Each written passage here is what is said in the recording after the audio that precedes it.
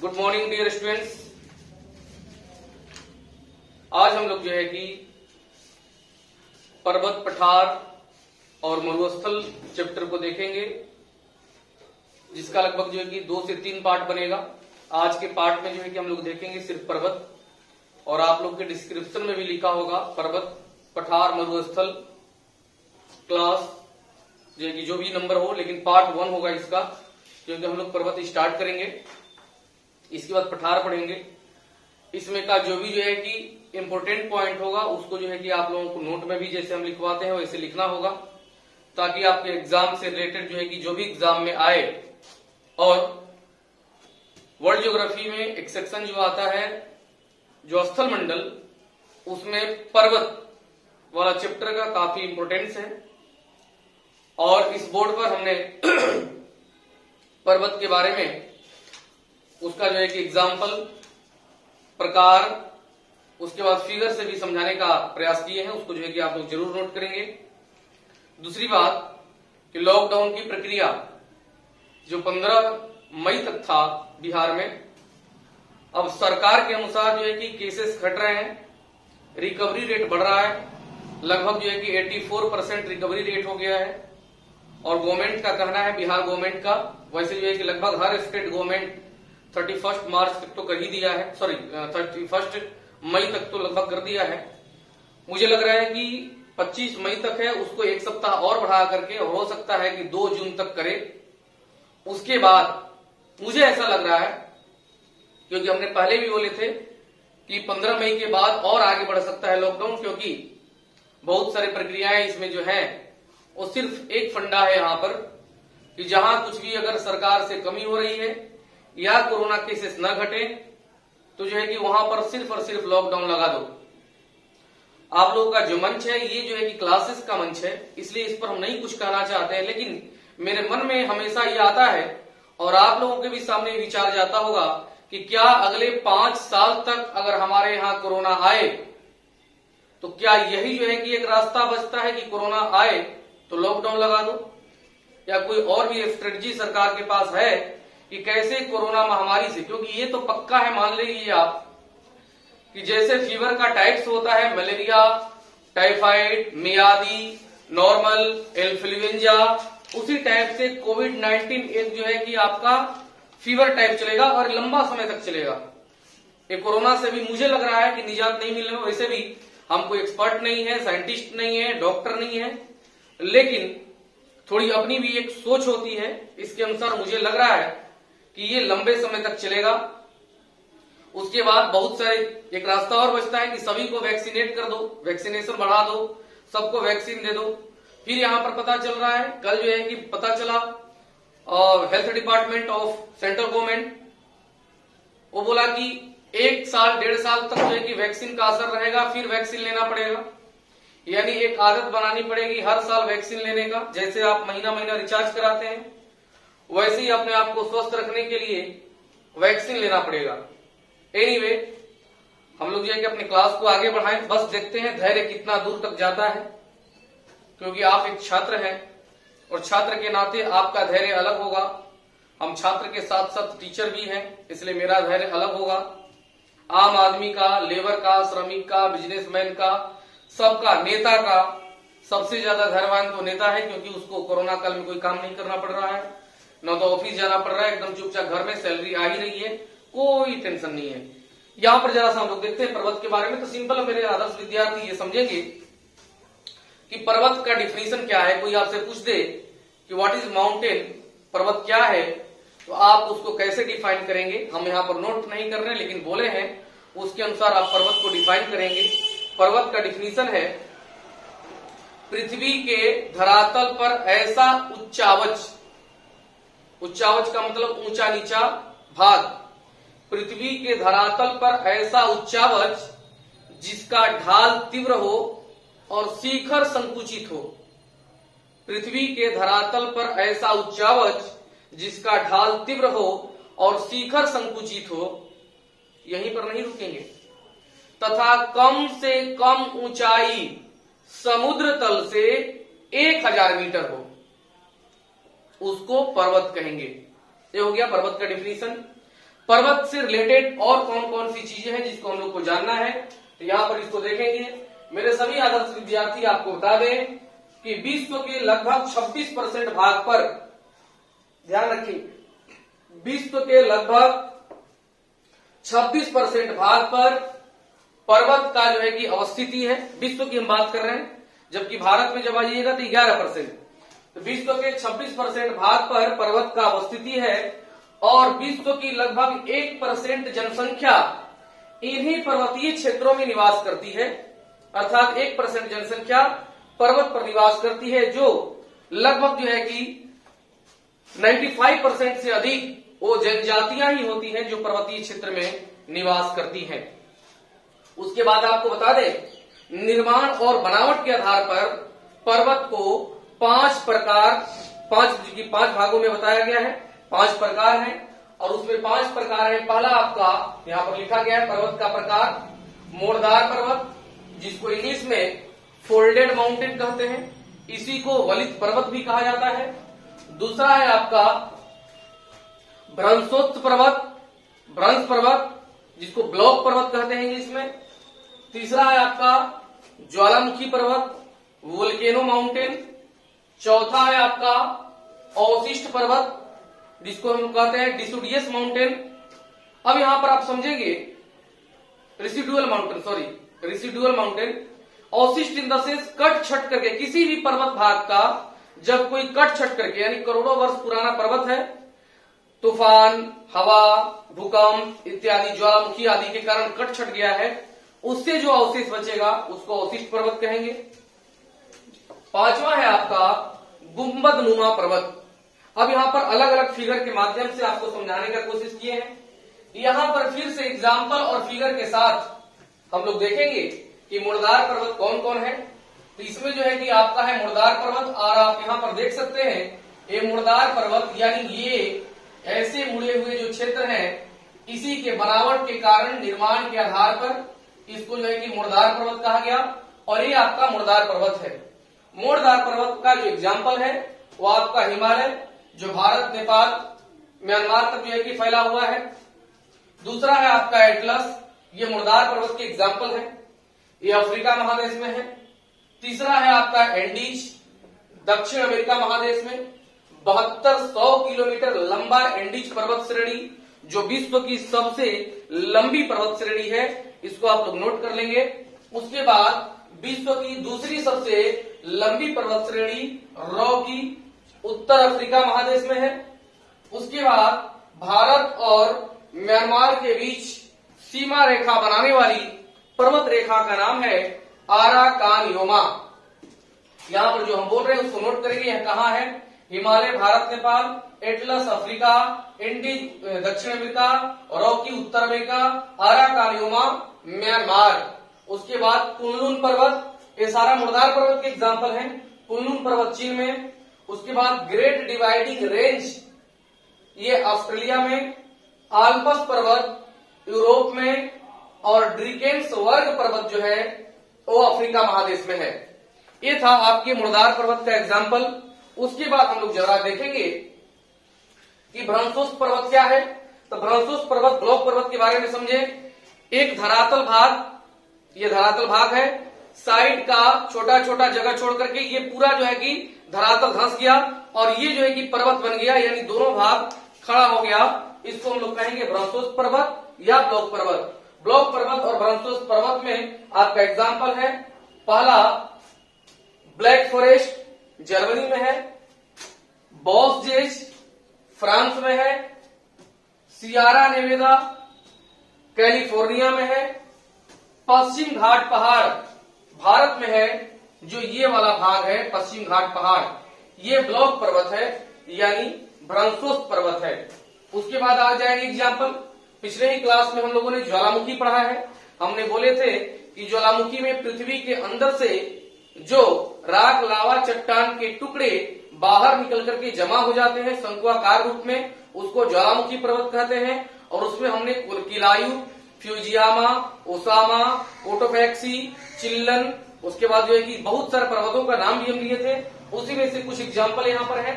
तो वही ज्वालामुखी पर्वत जब नीचे से आकर के और यह सारा कंकड़ पत्थर इसके साइड में जमा हो जाता है पर्वत के आकार का। तो पहला है आपका ज्वालामुखी पर्वत में फ्यूजियामा जो जापान में है। दूसरा है आपका विशुवियस जो इटली में है।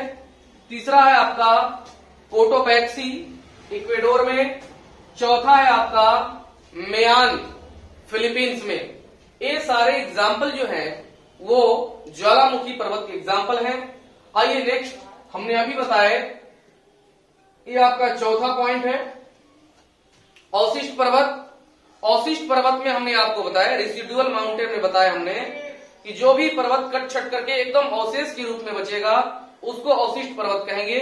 जिसमें एग्जाम्पल क्या है, तो विश्व का सबसे पुराना प्राचीन पर्वत जिसको अवशिष्ट पर्वत के दर्जा में रख दिया गया है वो अरावली है राजस्थान में। यूराल पर्वत यूरोप में, जो यूरोप और एशिया के बीच रूस में पड़ता है, वह दोनों के बीच सीमा बनाता है। उसके बाद नीलगिरी पर्वत आप जानते ही होंगे, तमिलनाडु वाला नीलगिरी, वो भी अवशिष्ट पर्वत में। और उसके बाद है अपलेशियन अमेरिका में। ये सारे पर्वत जो है कि अवशिष्ट पर्वत के एग्जाम्पल हैं। पांचवा जो नंबर है वो आपका गुंबदनुमा पर्वत, यानी पृथ्वी के घूर्णन के कारण, वलन के कारण जब जो है कि कोई क्षेत्र, कोई भाग, जैसे हमने पठार का एग्जाम्पल लेंगे तो गुंबदनुमा पठार का एग्जाम्पल है छोटा नागपुर का पठार।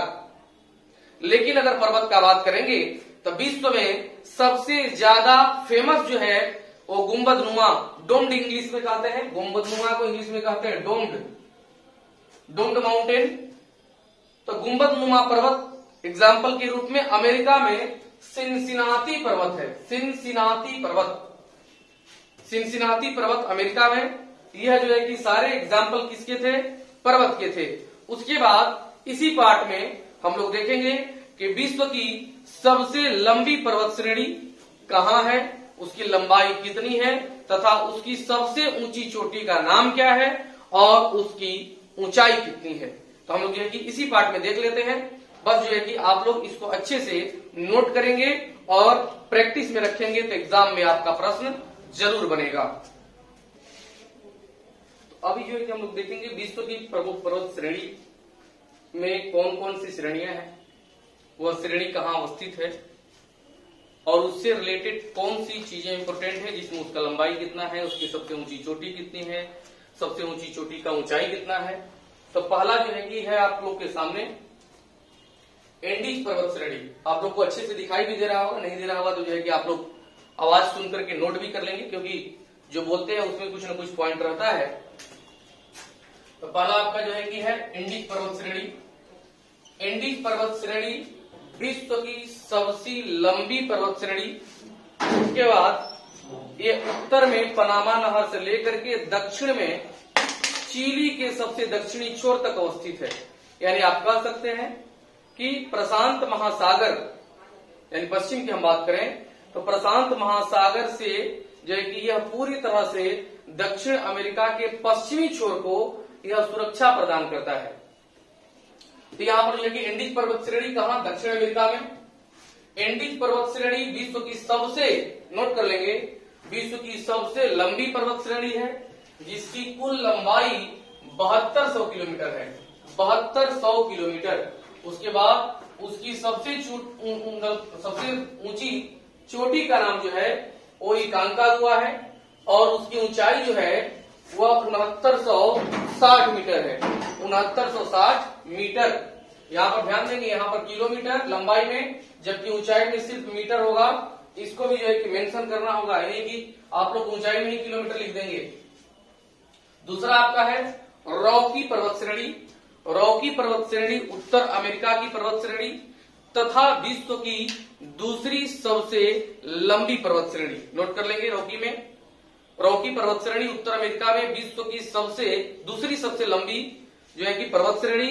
और रॉकी पर्वत श्रेणी को, बहुत इंपोर्टेंट पॉइंट नोट करा रहा है अभी, रॉकी पर्वत श्रेणी को उत्तर अमेरिका में जो है आपका मैक्सिको से लेकर के, कनाडा से लेकर के अमेरिका तक, इसको महाद्वीपीय जल विभाजक कहा जाता है। महाद्वीपीय जल विभाजक किस पर्वत श्रेणी को कहा जाता है, तो वो रॉकी पर्वत श्रेणी को कहा जाता है, जिसकी कुल लंबाई 4800 किलोमीटर, और इसकी सबसे ऊंची जो चोटी है उसका नाम है माउंट एल्बर्ट। माउंट एल्बर्ट, और माउंट एल्बर्ट की ऊंचाई जो है वो 4400 मीटर है। इसको आप लोग की नोट कर लेंगे। तीसरा जो है कि है आपका हिमालय। हिमालय में कहीं की दक्षिण एशिया भी देगा, उसको भी देख लेंगे आप। लेकिन हिमालय एक्चुअल में सबसे ज्यादा विस्तारित है भारत और नेपाल में। हिमालय की लंबाई जो है वो आपका जो है कि कुल यानी पाकिस्तान में सुलेमान श्रेणी से लेकर के और जो है कि आपका म्यांमार में आराकान योमा तक हिमालय की कुल लंबाई। हिमालय की जो है कि जो उत्पत्ति हुई है वो इंडियन प्लेट और यूरेशियन प्लेट के टकराने से हुई है। कई बार क्वेश्चन पूछा हुआ है कि वर्तमान में जहां हिमालय पर्वत है वहां पहले कौन सा सागर हुआ करता था। तो हिमालय पर्वत जहां वर्तमान में अवस्थित है वहां एक लंबे जो है कि आकार का एक सागर हुआ करता था जिसका नाम था टेथिस सागर। उसी टेथिस सागर का पश्चिमी जो है कि भाग अभी बचा हुआ है जिसको भूमध्य सागर के नाम से जाना जाता है। कुछ भूगोलविदों का ये मानना है। हिमालय जो है कि भारत और नेपाल में इसकी कुल लंबाई 3800 किलोमीटर।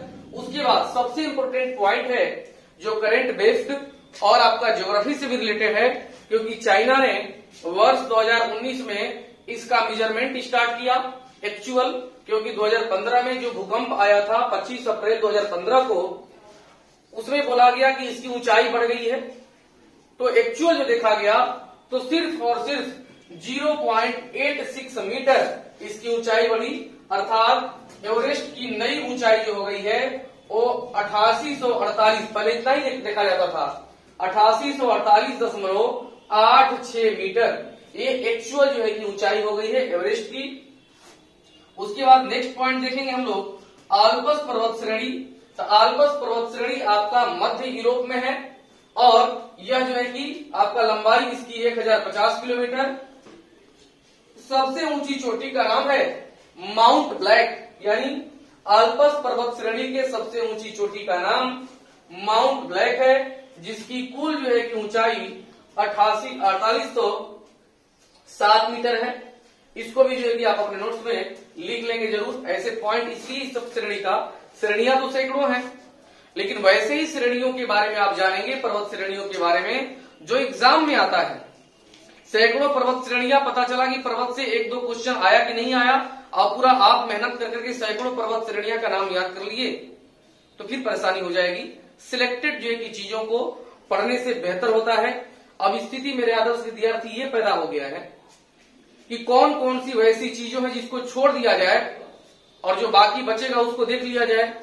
जीएस पोर्शन में इन्हीं जो है कि कंसेप्ट के आधार पर वर्तमान में नए पैटर्न पर एग्जाम में क्वेश्चन भी सेट होते हैं, जिसको हम लोग को पकड़ करके और अपने तैयारी की स्ट्रेटजी बना करके आगे बढ़नी है। काल ऐसा चल रहा है कि किसके दिमाग में कब क्या आ जाए कहना बिल्कुल मतलब नहीं कहा जा सकता है, वो मुश्किल है कहना, लेकिन करना है और करते रहेंगे हम लोग। देखते हैं कि कब तक धैर्य साथ देता है। चलिए, यहां पर 5वां नंबर पर यूराल पर्वत श्रेणी यूरोप में। यूराल पर्वत श्रेणी के बारे में आप लोग नोट कर लेंगे। यूराल पर्वत श्रेणी रूस में है, जो एशिया और यूरोप को अलग करता है तथा कैस्पियन सागर के पश्चिमी और उत्तरी छोर होते हुए तुर्की के कुछ भाग से जो है कि ये ऊपर ही रह जाता है, जिसकी कुल लंबाई, यूराल की कुल लंबाई 2000 किलोमीटर है। और अभी हमने बताया आपको कि यूराल सबसे प्राचीन पर्वतों में एक अर्थात अवशिष्ट पर्वत का एग्जाम्पल है। इसकी जो है कि सर्वोच्च चोटी का नाम गोरा नैरोड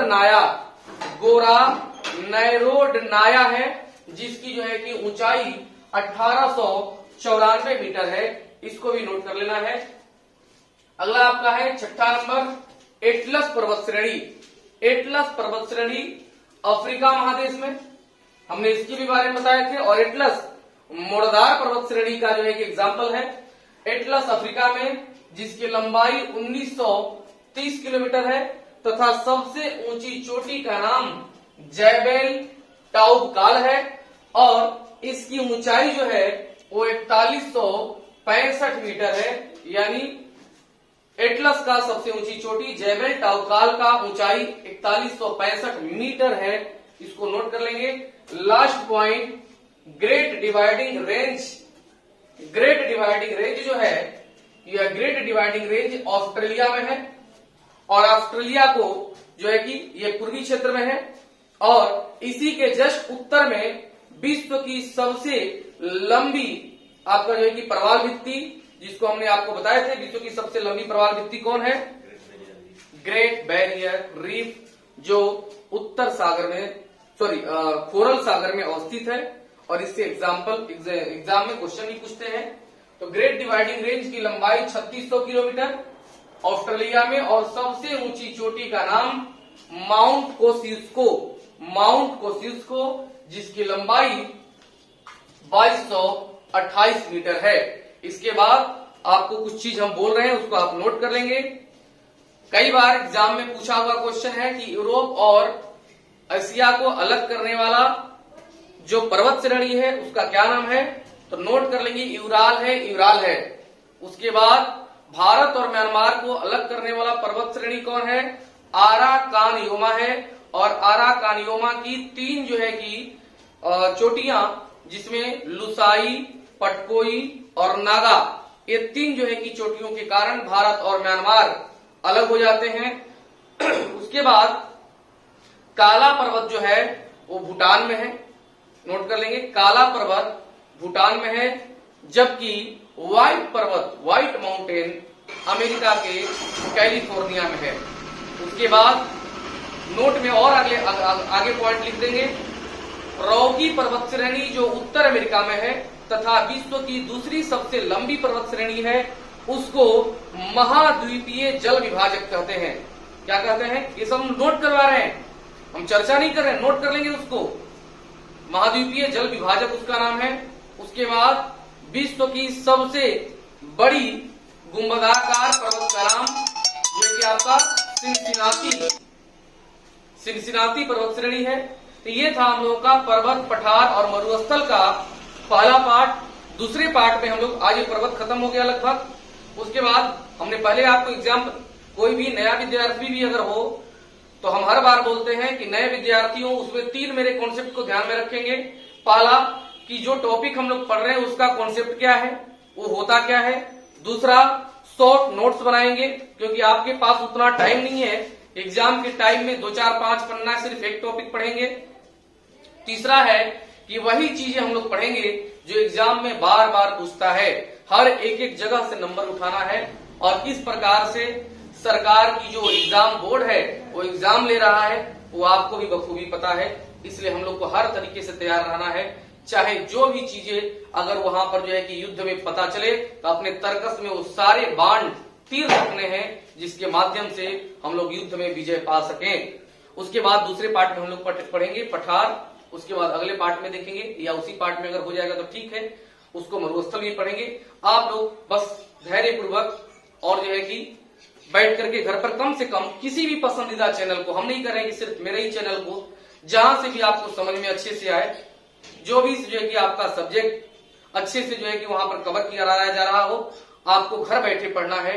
कुछ ऐसे यहाँ पर जो है कि टीचर भी हैं जो फ्री में आपको अच्छे से क्लास देते हैं ताकि आपका वो सेवा कर सकें। कोशिश मेरी भी यही है कि इसी जो है कि लाइन में हम भी खड़े हो जाएं कि फ्री ऑफ कॉस्ट वाला मैटर में आप लोगों के पास कुछ अच्छी चीजें पहुंचती रहे, ताकि आप कम से कम 2 से 3 घंटे भी एंगेज हो जाएं, जिसके माध्यम से आप अपने पूरे दिन को एंगेज कर लें। नहीं तो खाली मन में क्या क्या आता है, जब माइंड फ्री होता है तो क्या क्या सोचता है, ये आपको भी अनुभव जरूर होगा। इसलिए ज्यादा नहीं देर करते, हाँ जाते जाते एक बार जरूर बोलेंगे, यूनिवर्सल प्लेटफॉर्म चैनल को, जो यूट्यूब चैनल है, इसको सब्सक्राइब करें और शेयर करें, क्योंकि बहुत धीमी गति है सब्सक्राइबर का। क्योंकि इसलिए हम बोल रहे हैं कि जल्दी से जल्दी हम लोगों को 1000 सब्सक्राइबर रखना है। इसके आगे क्यों? क्योंकि ये लाइव क्लासेस चलेगी, जिसके माध्यम से आपके सामने इन सारी चीजों को हम बताएंगे।